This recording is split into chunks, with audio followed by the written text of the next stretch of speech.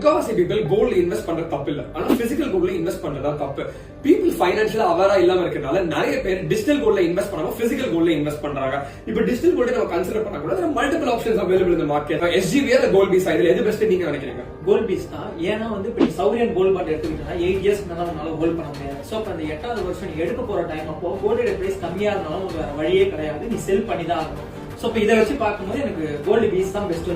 நீ என்ன நினைக்கிற? உங்களுடைய opinion? Considering this time constraint parameter, நீங்க பாத்தீங்கன்னா கோல்ட் பீஸ்ல இந்த ஒரு டிஸ்அட்வான்டேஜ் நமக்கு கிடையாது.